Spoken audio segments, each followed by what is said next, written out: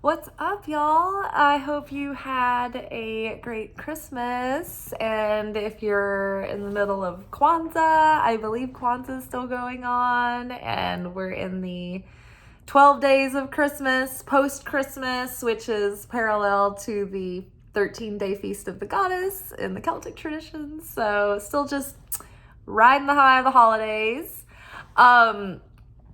I've mentioned this podcast a couple of times, but it is so great, this episode of the Robcast, one word, Robcast.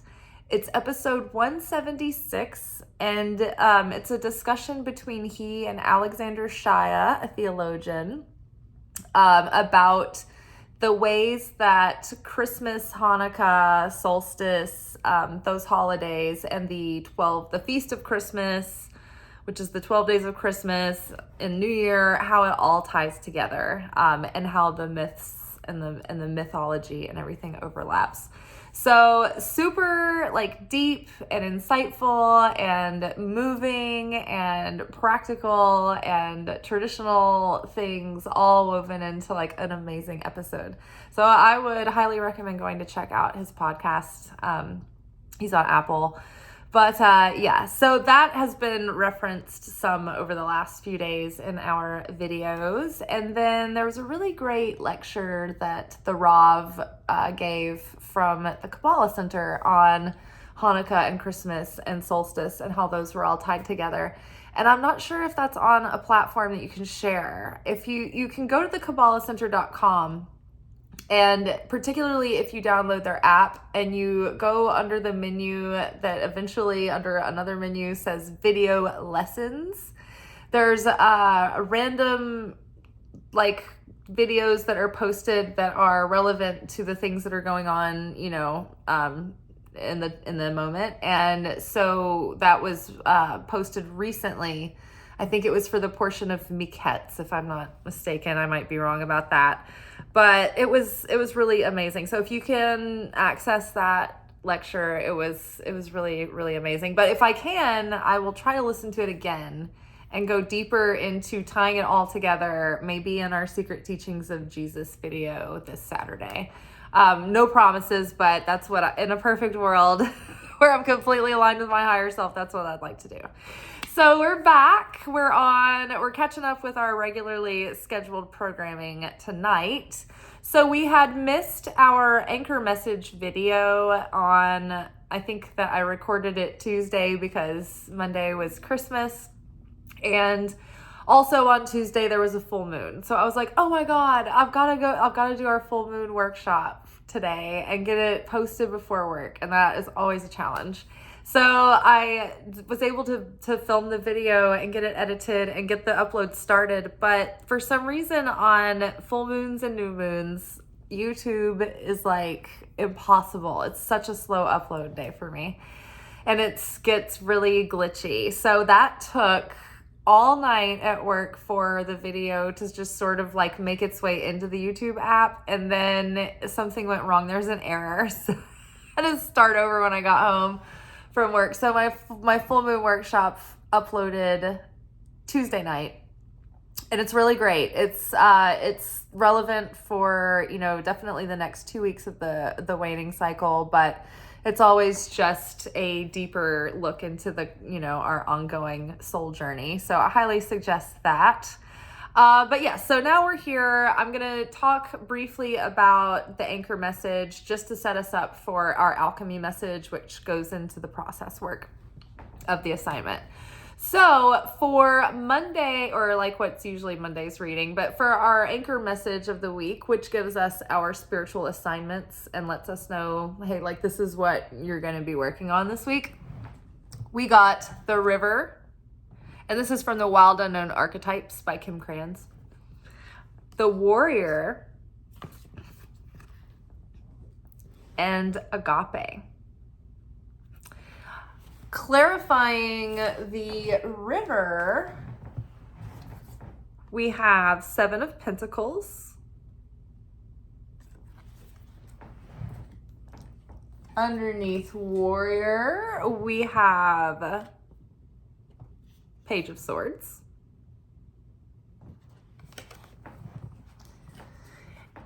then underneath agape, we've got King of Cups. Very perfect to me. So the river, the warrior, agape. So the river card talks about being in a state of moving through emotion, or emotion moving through us. Water is emotion. Symbolically, elementally speaking, metaphysically, esoterically, water's emotion. So think of yourself standing in a river and all of this emotion is flowing through. And so this process is very purifying and cleansing. It's a moving water. So what it goes past, right? We move on from what was. It doesn't stay. It's not stagnating. So for this particular reading, and this, where we are in our journey and our growth recently, what we've been, the life has been setting us up for this big moment to kind of work out a lot of our baggage so that we can go forward into, this new start, these big new cycles, these new beginnings, free of the old conditioning, the old wounds, the old bad blood, strings, what have you. So we can go forward free into this new up-leveled, more awakened, more healed and fulfilled person, right? So this week, the river, right, is trying to wash through all that stagnant emotion and that density that we're still holding on to.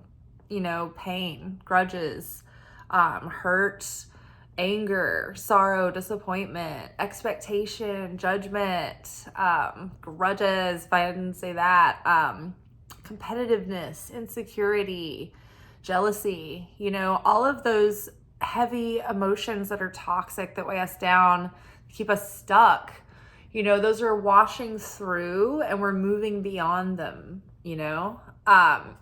and we're feeling this desire and this determination and this willpower to do it, to do what needs to be done, to overcome. If we need to fight the battle for the sake of the higher good, do we do it this time? Do we choose to stand and fight the battle this time? For the sake of moving forward, for finding our way past this building tension. And to ultimately get to the other side, which is revealing more agape love. Sometimes the air needs to be cleared for love to come through. Sometimes hard discussions need to be had in order for, progress to be made. The thing about one of the lessons of the Feast of Stephen, or really it was the Celtic tradition that inspired the Feast of Stephen, but the Feast of Christmas is going deeper into the mystery and miracle and the power of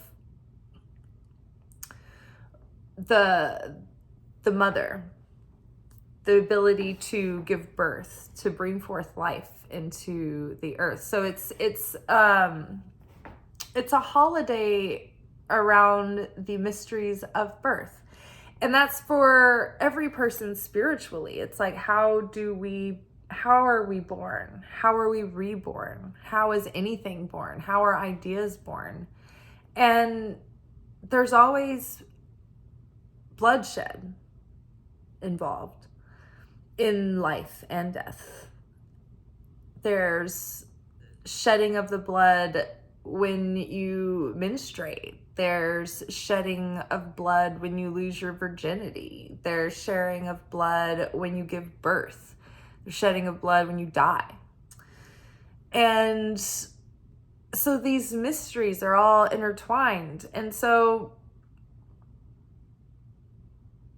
this agape love, it's part of it is shedding the ego, dying to the ego so that we can be reborn and reawakened. And so, that's what we go through during the winter. But this is also the offering of the Feast of Christmas isn't just a celebration of the birth of Christ. And it's not just remembering, the nativity and the gospels that are tied to it. It's a process that teaches us how to move through the coldest and darkest times of our life. When we're in those dark nights of the soul, and we're going through that ego death, and we're going through struggles and uncertainty, and things look bleak, and we're feeling discouraged and weary and ready to give up. It's like, this is the process of reconnecting with the light, the rebirth of the light, the coming again of the light into our lives once more. So we're fighting the good fight. We're spiritual soldiers. And so, forgiveness it can be messy work too. And there can be battles had for the purpose of moving towards forgiveness. Sometimes things have to be brought forward before they can be moved beyond. Sometimes some things they can't just be swept away or cleaned away or swept under a rug. It's like it needs to be brought to the surface before it can be completely healed and purged. So having the conviction and the courage of conviction to, battle through this, to overcome the lower self, to, overcome the inner struggle in order to overcome the outer struggle, and to ultimately, tap into a deeper connection and a more constant, unwavering certainty of our connection with that agape love, so that we can channel that through, and we can be a beacon of that, and we can share that agape love beyond ourselves. We're not just healing to heal our own pain, but we're healing in order to lessen the pain of the world and add less pain to the world as well. We want to make the world a better place. And so it's so funny because the Seven of Pentacles is here with the River. And so although, we've been sitting with this process with a lot of intention and consciousness and presence for at least the last several months, it's like we're probably the people that do it ongoing, for months and years. But particularly, we've been really doing deep, concentrated work with determination and on a mission with a vengeance since Yom Kippur and Rosh Hashanah, right? So we've been sitting with these concepts and looking at our patterns and looking at what needs to be forgiven and moved beyond and let go of and resolved and released for, several months now. And so we might be, we're aware, and we might be past a certain point. And so we're starting to finally get a little bit of a grip on our patterns and our triggers, and we're recognizing them more, and maybe they're having less control over us. And so just the moment where we start getting a grip on our own issues, we have to deal with everybody else facing their own patterns and butting up against their patterns and their opponent. Because as a collective, as a zeitgeist, as human society, we're all underneath the same energetic weather. It's just like our choice to show up and deal with it or not, right? So the pressure's been on. That Cancer full moon got to everybody, it made everybody's emotions run wild, and it tapped into everyone's sensitivity, and it tapped into everyone's soft spots and defense mechanisms, and it magnified what is the status of your security, your emotional security, your spiritual security, your financial security. How secure do you feel? And it kind of showed you that. What level are you at with this right now? And so everybody's been sensitive. So we're kind of having to be patient while other people, maybe we're a bit further down the river. And so even though we're maybe finally starting to find like a sense of emotional groundedness with it all, it doesn't mean that other people. So we might have just oh man, I just caught my breath. This is great. Everybody else is like, what the fuck's going on? I'm about to pop off. off. Like, you're just like, oh no, I just got just got a calm moment. But yeah, so everybody else is gonna be like, their patterns are coming up too. And when we start to grow and when our soul starts to reveal its light, that makes our ego go into a panic. That ego thinks that it's going to be obliterated. It thinks that like change equals death, that this is going to kill us, that this awakening, this discomfort is going to be the end of us. And so the ego is going to fight back and struggle every time we begin to improve or up level, right? Or start looking at these patterns. So it's going to pull all the tricks and triggers. And so we might be wise to this ego's games at this point. We might be anticipating our opponent. You know, we've been in the ring consciously with this opponent for months and months now. So we're knowing, okay, the opponent's going to be here. The opponent's going to sneak up. The opponent's going to trick me. The opponent's going to want to trigger me. But I'm at least expecting it. Well, not everybody else is. They haven't been training for opponent. And even us, we still forget about it when it's happening. We're just like, oh, I'm so mad. This is so fucking shitty. And then you're like, oh, wait, I'm being attacked by the opponent right now. Like, get a grip. But other people aren't aware. They're just triggered. So it's like, like, we have to be the patient ones. I know. It's like, don't we ever get a fucking need? Can't we ever have, like, you know, yeah, no, we don't. We have to take care. We have to, like, be the ones that are prepared for this. So we're prepared for this. So be patient while everyone is in the river and cleansing and things are moving through us all. But we're getting through it and we're getting to the other side.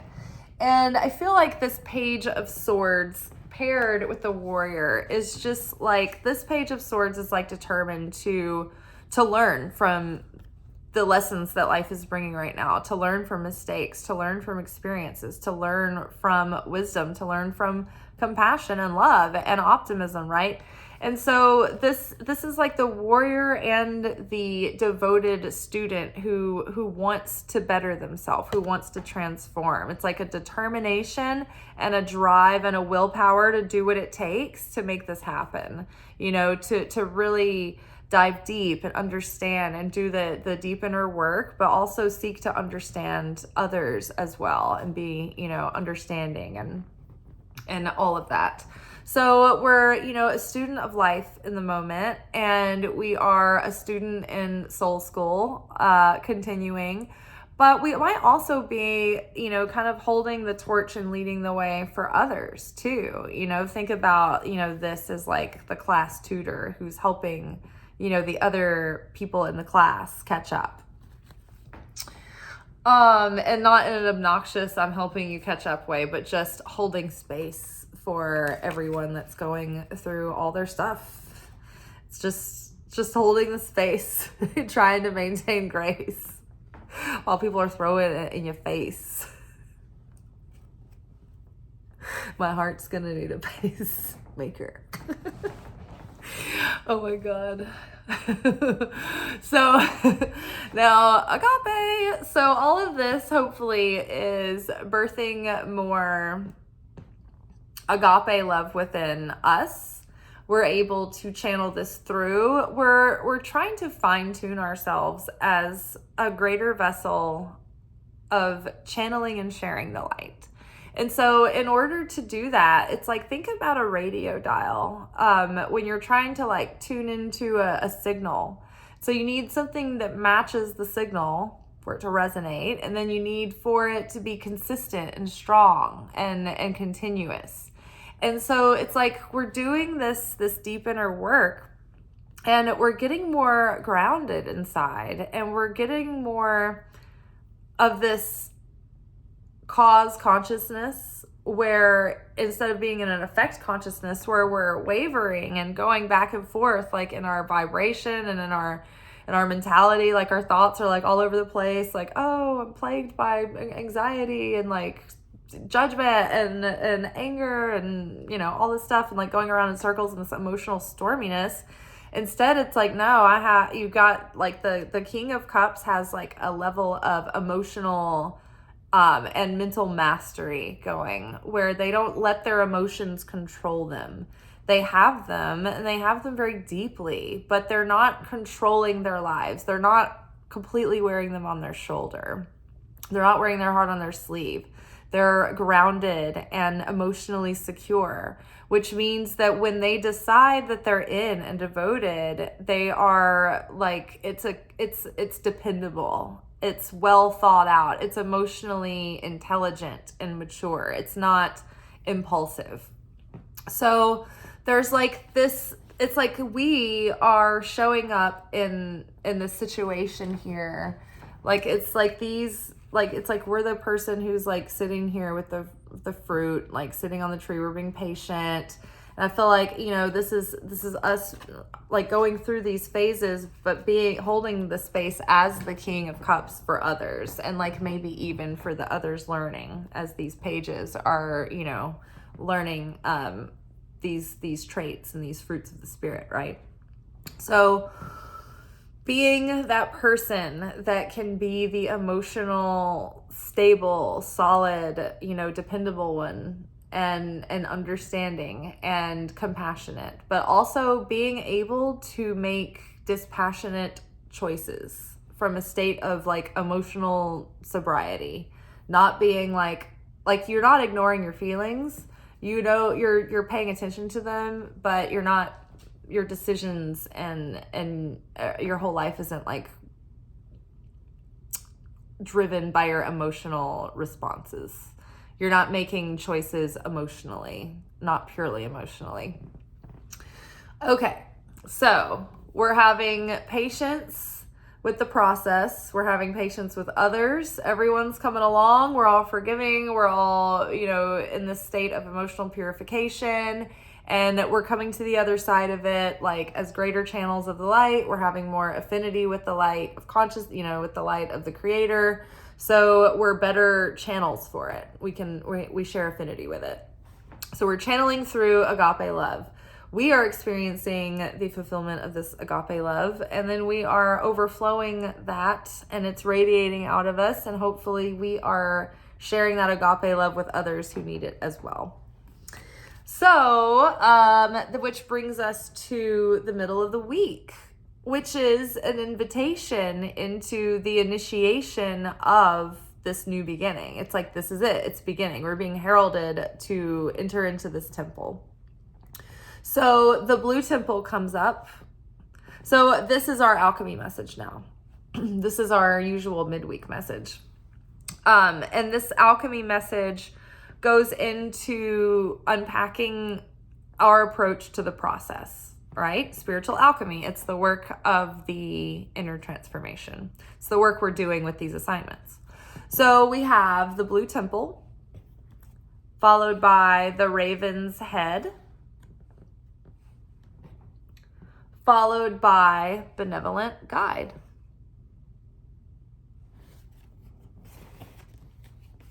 And then underneath blue temple, we've got page of pentacles.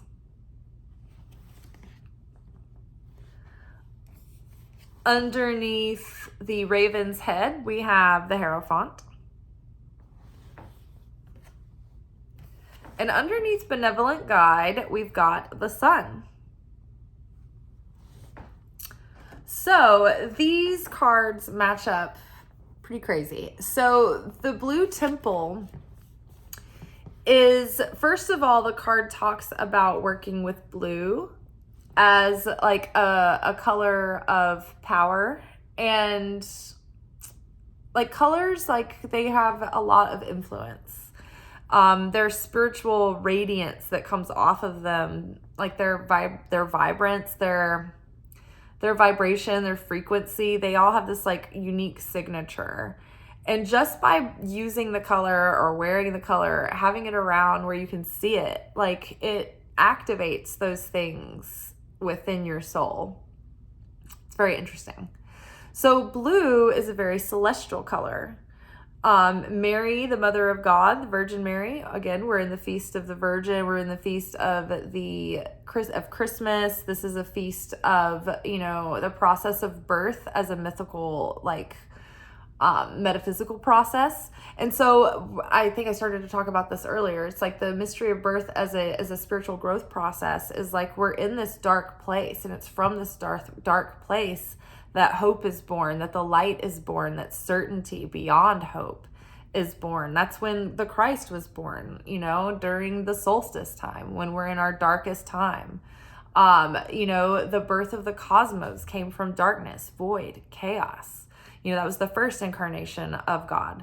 It was the cosmos. The next incarnation was as as mankind, as Adam Kadmon. The next incarnation was literally God as a person, Jesus the Christ. And so all of these things, these traditions and these origins are tied into this dark time of year, because it's through the darkness, through that uncertainty, that deeper faith is born, that absolute certainty is born, that the light is born, that creation is born.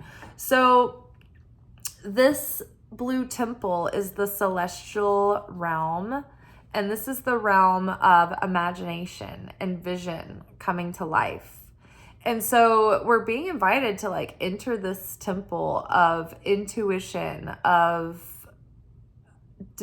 dreams, of prophecy, of creativity and imagination. And it's leading us, and even celestial divine connection here. There's something that's both creative and a spiritual channeling that's coming through in this card. It's this invitation into the temple where the creative work is also doing spiritual work at the same time within you, but it also might involve you doing something that's spiritually intertwined with the work. The raven's head is literally a summoning or an invitation to a person into the next leg of the process. It's hello, you are being invited into the gauntlet and you have no choice. The wheels of destiny have turned and you are now into an adventure that you cannot refuse. There is something fated and destined happening. And this is the beginning, opening that book and beginning that chapter. And we are going forward and there's no turning back. So this to me is the beckoning of, it's like the herald blowing the trumpet and being okay, here's this timeline jump.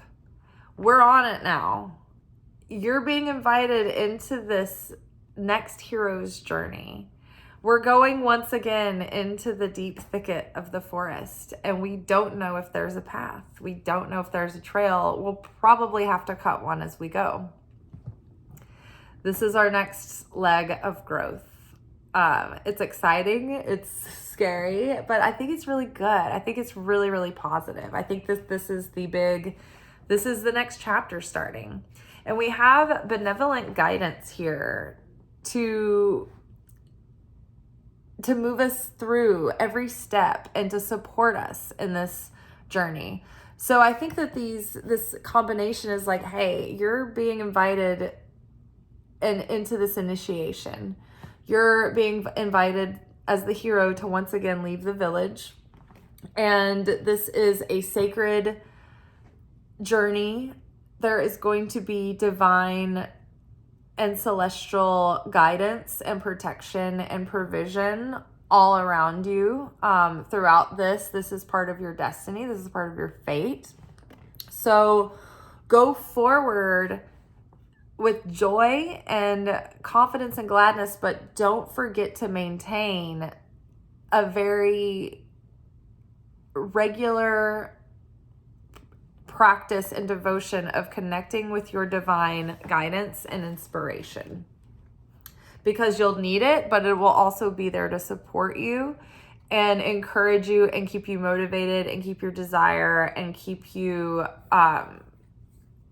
led step by step without getting too far ahead of yourself. where you get overwhelmed. So this is, this temple, this blue temple, this is a new learning experience. Here we have the Page of Pentacles. So it could be that in this next leg of the journey, in this new cycle, this new beginning, we might be learning new skills. We might be like the student once again. And we might actually be learning like a new level of our like personal set of talents, skills, some form of like our gifts, our particular brand of genius, like something's coming through that we're developing. But this is every bit as much as we're learning this outer thing, this is also going to be a spiritual journey as well. Underneath the Raven's Head, we've got the Hierophant. Now, in the booklet of the Raven's Head, it specifically says that this card has a deep connection with the Hierophant. And that if the Hierophant came out with the Raven's Head, to be on the lookout for a mentor or a guide. So I believe that this is both saying that, actually there's a threefold message. That for one, we're having like this deeper opening up in our imagination, in our third eye, in our intuition of a flow of communication and support and a gift to be able to connect with that divine guidance and communication and direction through divination, through divine, through like hearing the Holy Spirit or feeling it or knowing it, or like having those eureka moments where you get those pings, like you're gonna be guided in a very like a more clear way due to a lot of this like healing work and inner transformation. It's like it's creating a clearer signal. The more we make time to connect, the clearer and stronger the signal. The more often we pay attention to the communication that's coming through, the more stronger the signal. So we are invited into a new level of like connection with our spirit guides, with our spirit guidance, with our guardian angels, with our ancestors and our whole spirit team that is like looking out for us and, helping us and trying to be there when we invite them to be, right? So next level of this is that we might be finding or meeting an actual person who can mentor or coach or develop us. This could be in the form of like online coaches who have schools and coaching programs, or like someone who has a YouTube channel about something. You might find that you need several mentors for different areas. I know I always have a million going. I love that. But you might actually meet someone who's like becomes like a personal acquaintance. It's not just like a digital person, who may be able to help you hone your skills, or who may just have some really good ideas for you and can like give you some direction and ideas that you may not have known about or seen. Like recently, a couple of people had told me like, oh, you should do corporate events with your readings. And I'm like, oh, I didn't think about that being a thing, but nowadays anything can be a thing. Like, yeah, that's totally true. Like, I would have thought about that. And so, like, there's, like, a couple of people that I want to have a conversation with to give me more information about, like, finding corporate people like that would be throwing events that would need someone like me, like what that looks like. That could be something. Like, you might just have someone that has, like, an idea, that has some insight on something that you can meet up with a couple of times, and they can give you a good, like something to get you started. But yeah, be on the lookout. You might meet someone who takes you under their wing and can give you some good advice and send you into a good direction. The third fold of this is that it might actually be you that's becoming the mentor or that, people look to as a teacher or a guide or a mentor. And so part of this might be you're going into this next level where you're learning how to go from being at your current level as like a student or learning, or, taking your experience and then translating that into something that you can like share with someone else, right? That there's a